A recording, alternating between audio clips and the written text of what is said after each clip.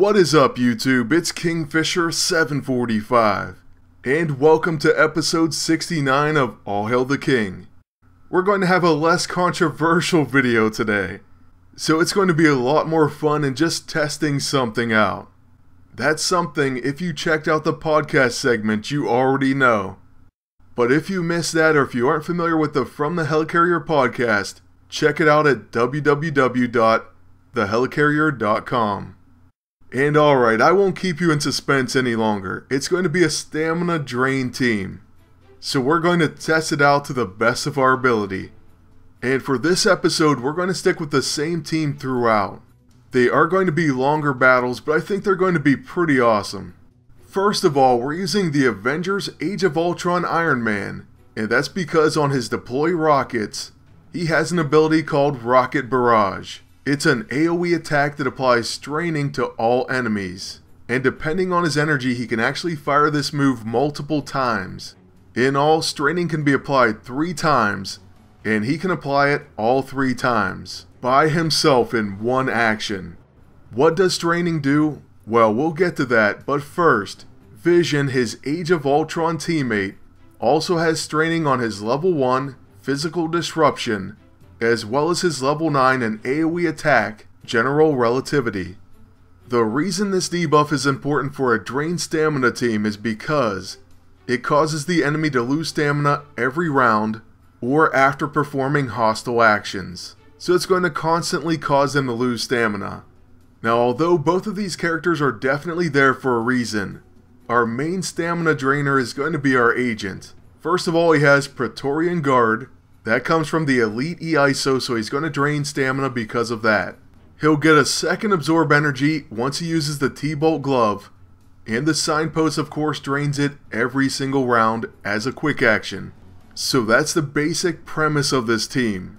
I do have to say I had 2 other teams in mind, and I'm going to talk about them briefly. We may cover them later, but for now, I thought it worked best to stick with one team. For this fight, we're going to begin with Iron Man, and we'll start with his level 1. It gives him 20% power level, and can do a follow-up attack. So that will be the best case scenario because we're trying to get him to where he can call in Veronica. The Hulkbuster suit gives him access to another set of abilities, and that's where his AoE straining comes from. Now, as far as those other teams, I was thinking about using the Hulkbuster Iron Man once again, and Spider-Man 2099. Spidey 2099 also has straining on his level 1, and then I was just going to put the snaring AISO on Hulkbuster's level 9. Either way, his level 9 has deadly crits, whether he's in his normal costume or the Hulkbuster suit. So that was one thought for this video, and I may still try them out later. Another option of course was using Red Hulk, who is the best at absorbing energy, and he single-handedly could take someone's stamina down. If I used him, I wasn't going to use my agent as a protector, so instead I was going to use the Infiltrator and Powered Armor and the Covert EISO. As a teammate, I could use any of the previously mentioned heroes, or I could bring in Kurth, who with her Love Me Rune of Control can also drain someone's stamina. So those were kind of the options I was kicking around, but first, we have to get this team to work. We're fairly early in the stamina draining process, but we're going to use the T-Bolt Glove on Groot, and now we have Absorb Energy times 2. Groot uses I Am Groot, and he's going to follow that with an I Am Groot.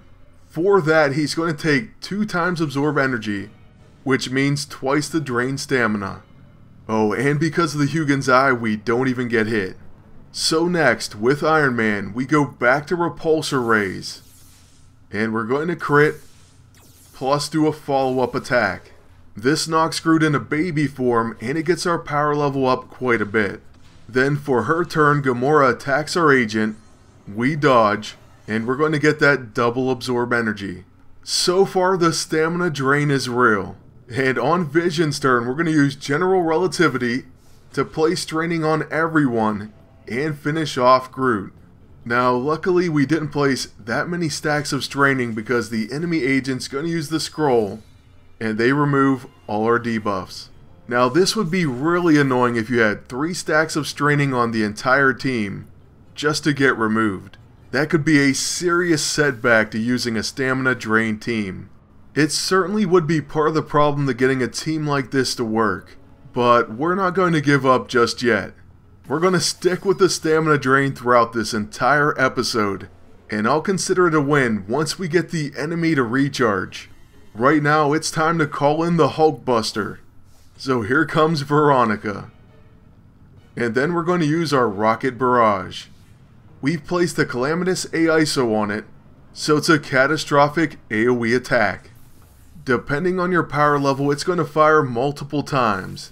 Each time it deals damage and places straining. Then after that, we're going to go back to our regular armor. But it was still worth it. Once again, we're going to protect against Gamora. We dodge the attack, and she takes straining plus absorb energy. She has to be getting low on stamina at this point. But I'm guessing so is their agent, so we'll go after her first, since we have the opportunity to knock her out. Unfortunately, Vision does miss. After that, the enemy agent uses the Guardian Insignia, and then takes straining as a result. Oh, and there you have it. He has to recharge his turn, so cue the heavenly sound. You know what, like I said, I consider that a win. So let's put this match away. And a small warning to all you other teams out there.